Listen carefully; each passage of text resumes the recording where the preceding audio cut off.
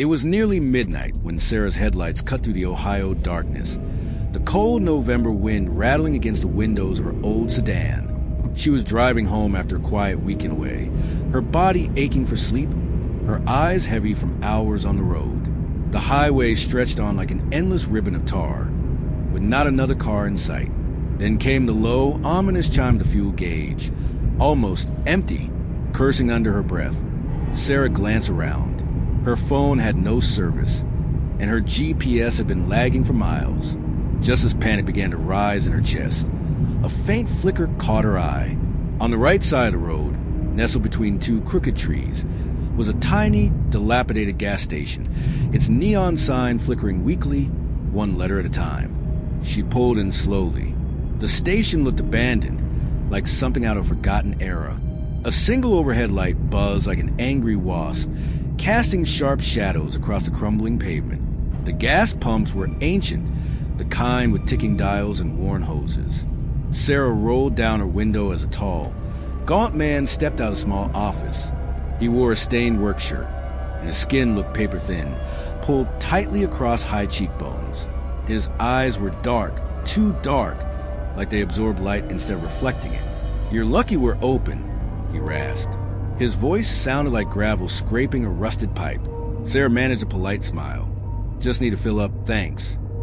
The man nodded, never breaking eye contact. He moved slowly, almost ceremoniously, as he pumped the gas. As the nozzle clicked, he leaned closer to the window and said, "Highway's a mess tonight. Construction's backed it up for miles. If you want to get home quicker, take Old Mill Lane just past the big pine tree. Cut straight through." Sarah hesitated.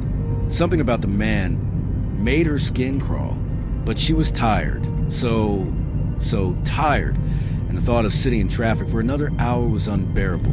"Thanks," she said, taking her receipt with trembling fingers. She turned back on the highway and soon spotted the old pine tree. Its branches bowed low like it was burdened by secrets. And just beyond it, barely visible through the fog, was a narrow dirt road, Old Mill Lane. The moment her tires hit the gravel, she felt it, wrongness, like the road didn't want to be driven, like it was holding its breath. Thick fog rolled over the hood of her car like a wave, swallowing everything in front of her. Her headlights struggled to cut through it. On either side of the lane, tall, twisted trees rose like sentinels. Their bare branches scratched the sky, clawing at the mist like dying hands. Minutes passed, then 10, then 15. Still no sign of the highway. No lights, no signs, no turns. Her GPS, still useless, suddenly blinked to life. But instead of showing a clear route, it displayed her car looping in small, aimless circles, over and over again. "What the hell?" she muttered, tapping the screen. It froze completely, as her frustration mounted. Something in the corner of her eye made her flinch. She turned her head and froze. Beyond the trees, barely visible through the fog, stood a figure. Tall, still, watching. Sarah's breath hitched. She blinked and it was gone. She gripped the steering wheel tighter. Just keep going.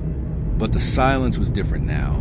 Thicker, oppressive, the kind of silence that feels watched. Another 10 minutes passed, though time was beginning to blur. The woods outside looked the same in every direction. And then she saw it again, that same crooked oak tree, bent at a strange angle, bark peeled like burnt skin. Had she circled back, or had she never left? Panic simmered just beneath the surface now. She pressed harder on the accelerator. The fog thickened. Then she saw them. Figures. Not just one this time, but 3, maybe 4, standing just beyond the trees. Their shapes were wrong. Tall, too tall. Limbs too long, like shadows stretched by firelight. Faces pale and glinting in the mist. They didn't move, didn't speak, just stood watching. Sarah's heart pounded like a drumbeat in her ears. "This isn't right," she whispered, a tremble in her voice. She floored it. The tires kicked up gravel and leaves, but the car surged forward. The road twisted and turned like a snake underfoot, yet the forest never changed. And the figures, they followed, not running, but somehow always closer. Then, through the fog, a structure emerged. An old mill. Its roof was partially caved in, windows broken, walls scorched black from an old fire. But what made Sarah's blood freeze was a light. A faint, unnatural glow leaking from inside the ruins, despite no visible source. As she slowed near the building, her car sputtered. No, she pleaded, turning the key. Then a whisper, so soft it seemed to come from inside her head, slithered through the silence. You shouldn't be here. Her hand shook violently. She slammed the key forward. The engine coughed and roared back to life. She didn't wait. She didn't look back. Tires screeching, she flew down the road. And this time, suddenly, headlights, pavement, the highway, like she had punched through some invisible veil. Sarah didn't stop until she reached her apartment. She didn't speak to anyone, didn't sleep. The fog still clung to her lungs. The whisper still echoed in her mind. The next morning, sleep-deprived but burning with curiosity, Sarah returned to where it all began. The drive felt different in the light of day, warmer, normal. When she pulled into the spot where the gas station had been, her jaw dropped.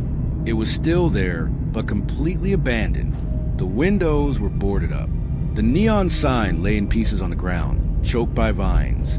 The pumps were rusted shut, a decayed shell. She stumbled into a nearby diner, dazed, and asked the waitress about the station. The woman frowned. Hasn't worked in years. Not since old Leroy died. Heart attack behind the counter. Nobody's touched the place since. Sarah swallowed. Do you know anything about Old Mill Lane? The waitress paused, her expression darkening. You don't want to mess around with that road. Ain't been a road there since the mill burned down in '73. Some teenager set fire to it, devil stuff, they said. Folks went missing after that. Cops never found the bodies. Locals say it's cursed, that sometimes it comes back to lure people in. Sarah's blood turned to ice. She left the diner, in a daze. She didn't go back to that part of town, ever. Sarah's car never worked the same again. Static filled the radio whenever she passed near woods. Her GPS would act strange. And sometimes, late at night, just as she began to drift off to sleep, she'd hear it again, a whisper at the edge of hearing. You shouldn't be here. She'd wake up gasping, heart racing, and for a moment, just for a moment, she'd see fog curling into the cracks of her bedroom window. And outside in the dark, figures watching, waiting. Some roads don't exist on maps. Some shortcuts were never meant to be taken. And some gas stations should stay abandoned. Candle, have you ever taken a turn you weren't supposed to? Speech Balloon, let us know your thoughts in the comments. Bell subscribe for more stories that make you question what's real and what follows you home.